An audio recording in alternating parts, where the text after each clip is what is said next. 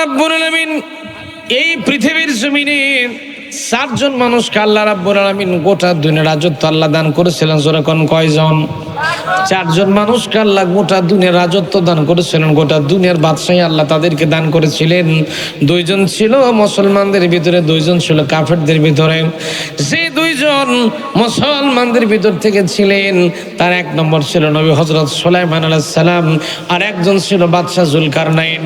আর কাফেরদের মধ্যে যে দুজন ছিল, একজন ছিল শয়তানের কলেজার টুকরা, নয়নের মণি, মাথার ঘিলো মিষ্টান নমরুদ মিয়া, নাম শুনছেন?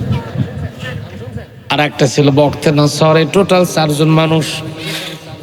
আমার প্রিয় ভাইয়েরা, আমি আপনাদেরকে সেদিকে নিয়ে যাব না, লম্বা বক্তব্য করব না, খুব শর্ট টাইমের মধ্যে কথা বলার চেষ্টা করবো। ভাইরা আমার, আমি আপনাদেরকে নবী হযরত সুলাইমান আলাইহিস সালাম সম্পর্কে একটু ইতিহাস জানাতে চাচ্ছি। তিনি কেমন নেতৃত্বের গুণাবলী অর্জন করেছিলেন, কেমন নেতৃত্ব তিনি মানুষের মাঝে দিয়েছিলেন, নেতৃত্বের গুণাবলী কেমন অর্জন করেছিলেন তিনি, আর আমার দেশের নেতারা কেমন নেতৃত্বের গুণাবলী অর্জন করে, সে জিনিসটা আপনাদের সাথে একটু ডিসপ্লে করতে চাই, থ্রো করতে চাই। খুব ভালো করে একটু কথাগুলো খেয়াল করা লাগবে। আল্লাহর নবী হযরত দাউদ আলাইহিস সালাম তিনিও ছিলেন একটা দেশের রাষ্ট্রনায়ক, তিনিও ছিলেন একটা দেশের রাষ্ট্রপতি, তিনিও ছিলেন একটা দেশের প্রেসিডেন্ট। তাফসীরের কিতাবের মধ্যে পাওয়া যায় আল্লাহর পয়গম্বর হযরত দাউদ আলাইহিস সালামের ছেলের সংখ্যা ছিল 16 জন, কেউ বলেছেন 17 জন, কেউ বলেছেন 19 জন।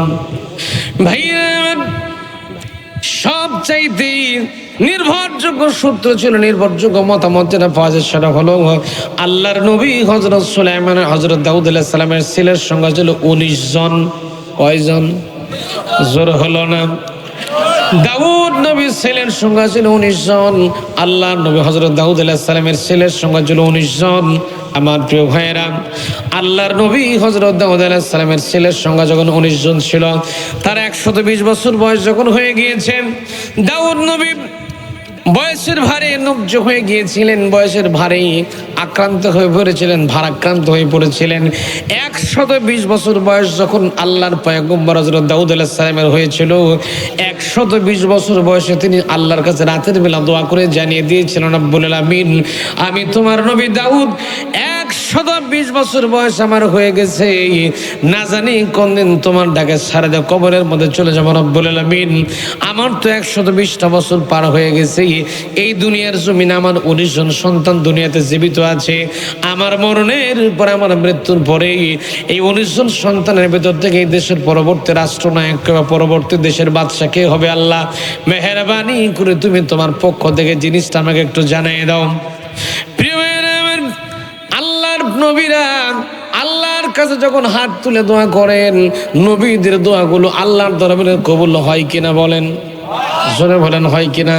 কেননা নবীদেরকে সাহায্য করেন যিনি, তিনি হলেন আমার। ওয়া কানা হাক্কান আলাইনা নাসরুল মুমিনিন।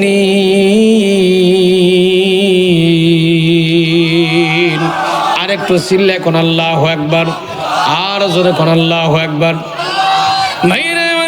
কোরআনে কারীম থেকে যখন তেলাওয়াত শোনা হবে, কোরআন শুনলে দিলটা নরম বানায় দিবেন তিনি কে?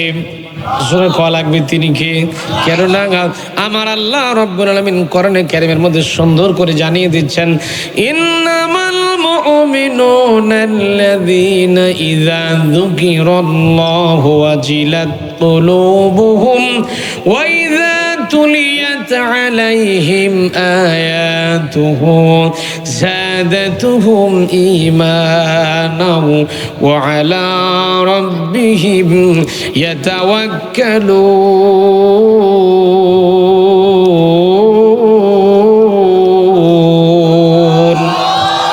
আরেকটু চিৎকার দেখুন, আল্লাহু আকবার। ভাইরা আমার, আল্লাহর কোরআনে কারীম থেকে যখন তেলাওয়াত করা হবে, বান্দার অন্তঃকরণগুলো থরথর থরথর করে কাঁপতে থাকবে। আর আমার আল্লাহ বলেন, কোরআন থেকে যখন তেলাওয়াত করা হয়, বান্দার ঈমানটা আমি আল্লাহ বাড়ায় দিতে থাকি। ওয়া আলা রাব্বিহিম ইয়াতাওয়াক্কালুন। আর বান্দা তখন আমি আল্লাহ ছাড়া কারো কাছে ভরসা করে না। আমি আল্লাহ ছাড়া মুমিন বান্দা কখনো কারো কাছে মাথা নত করে না। মুসলমান কি আল্লাহ ছাড়া কারো কাছে মাথা নত করে নাকি? জোরে কোন করে নাকি?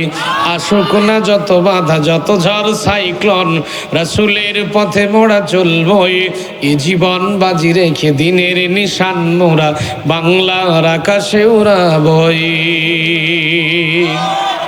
আসুক না যত বাধা যত ঝড় সাইক্লোন, রাসূলের পথে মোরা চলবই, এ জীবন বাজি রেখে দিনের নিশান মোরা বাংলার আকাশে উড়াবই। মোরা কামানের মুখোমুখি দাঁড়িয়ে, মোরা কামানের মুখোমুখি দাঁড়িয়ে আল্লাহু আকবার বলবো।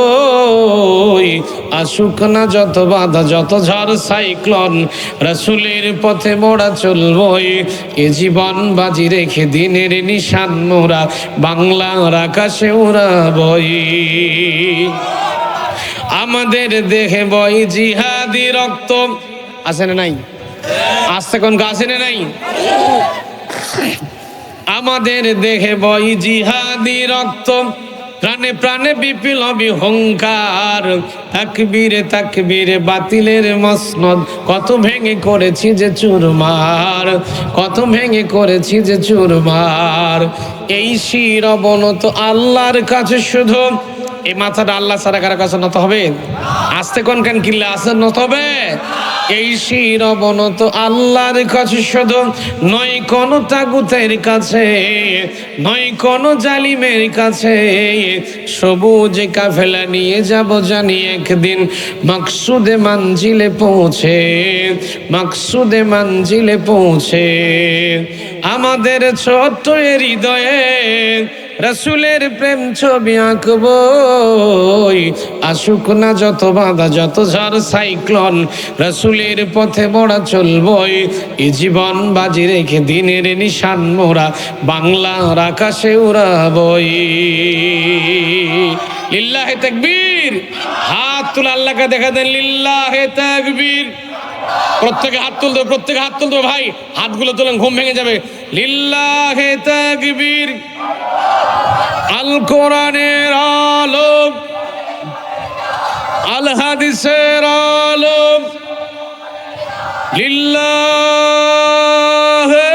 তাকবীর। বাস হাত নামান, আলহামদুলিল্লাহ বলেন, আলহামদুলিল্লাহ।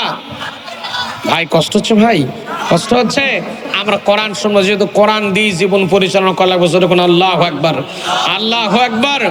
আপনি যদি কোরআন মানতে পারেন, কোরআন দিয়ে যদি জীবন পরিচালনা করতে পারেন, তাহলে জীবনটা শান্তি পরিপূর্ণ হয়ে যাবে। যখন আল্লাহু আকবার। আমি কোরআন দিয়ে দেশ চলতেছে, আমি মিডল ইস্টের কয়েকটা দেশে গিয়েছি, আপনাদেরকে উদাহরণ দিয়ে কথাগুলো দেখে দেখে আমি দেখে দেখে বলতেছি ভাই। আমি কথা বিশেষ করে বক্তৃতা করি, সমাজে কি হচ্ছে এটা দেখে দেখে কত বক্তৃতা করার চেষ্টা করি। আমি সৌদি আরব, দুবাই, কুয়েত, কাতার, বাহরাইন কয়েকটা দেশে গিয়েছি। আমি সেখানে দেখলাম, আপনারা মক্কা মদিনায় যারা গেছেন, এত ডিস্টার্ব হচ্ছে কেন? আপনারা মক্কা মদিনায় যারা গেছেন আমাকে একটু সাক্ষী দিবেন। মদিনার এক একটা দোকানে যতগুলো করে সোনা থাকে, খেয়াল করেন, মদিনার এক একটা দোকানে যতগুলো করে সোনা থাকে, আপনার পোরশা সারাইগাছির সব সোনা জোড়া দিলেও মদিনার এক একটা সোনার দোকানের সমান সোনা হবে দন্তান্ন একারে না। চিন্তা করেন, সেখানে আজান যখন হয়ে যায় সব দৌড়ে চলে যায় নামাজের মধ্যে। এখন মালিক, শ্রমিক, কর্মচারী কেউ দোকানে থাকে না। আজান যখন হয়ে যায় সবাই নামাজের দিকে দৌড়ে চলে যায়, দোকান পাহারা দেওয়া লাগে না। প্রিয় ভাইয়েরা, সেখানে কোটি কোটি টাকার সোনার দোকানের সোনা পাহারা দেওয়া লাগানো। অথচ আমাদের বাংলাদেশের মাটিতে আপনি পোরশানেরপুর থেকে বাটার একটা জুতা কিনলেন 2200 টাকাতে, বাটার জুতা কিনেছেন, বাটার জুতা কিনেছেন। বাটার জুতা কেনার পরে মডেল মসজিদে নামাজ পড়ার জন্য, মাগরিবের নামাজ আদায় করার জন্য মডেল মসজিদে উঠে গেছেন। 2200 টাকার জুতা সিঁড়ির কাছে রেখে দিয়ে আপনি নামাজ পড়তে গেছেন, মডেল মসজিদে দুতলায় নামাজ পড়তেছেন। এখন নামাজের মধ্যে সুবহান রব্বিল আযীম, সুবহান রব্বিল আলা পড়তেছেন, আর একবার চিন্তা করতেছেন 2200 টাকার বাটার জুতা আছে না গেছে? কথা কয় না রে, কথা কয় না রে, ঠিক কিনা, ঠিক কিনা কর। এইটা হলো আমাদের চিত্র, এটা হলো আমাদের চরিত্র।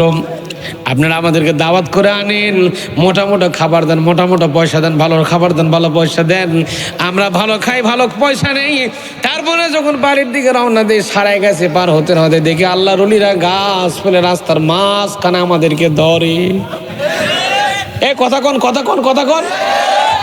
এটা হচ্ছে না, সমাজে হচ্ছে না। আমি বলে আমি হুজুরে ওয়াজ করে আসছি, কই হুজুর বা খেজুর যা হয় হোক, পকেটে যা আছে দিয়ে যান। এখানে যখন বহুদিন আগের একটা ঘটনা মনে পড়ে গেছে, প্রচন্ড শীত, আমার কথা বুঝতেছেন তো আপনারা? প্রচন্ড শীত চলতেছে, সেই জানুয়ারি মাসের দিকে আমি আমার এলাকা থেকে একটা এলাকায় প্রায় 8-10 কিলো ডিস্টেন্স দূরত্ব থেকে একটা মাহফিল করে ফিরছি। তো দেখতেছি আমি মোটরসাইকেল নিয়ে আসতেছি, ছোট নোকে একটা মোবাইল ছিল, তাই আমি আসতেছি, রাস্তার মাঝখানে কয়েকজন 8-10 জন ছেলে দাঁড়ায় আছে। আমি চিন্তা করলাম বিয়া শাদী বুঝি হয় না, দোয়া টোয়া করে নেবে বুঝি।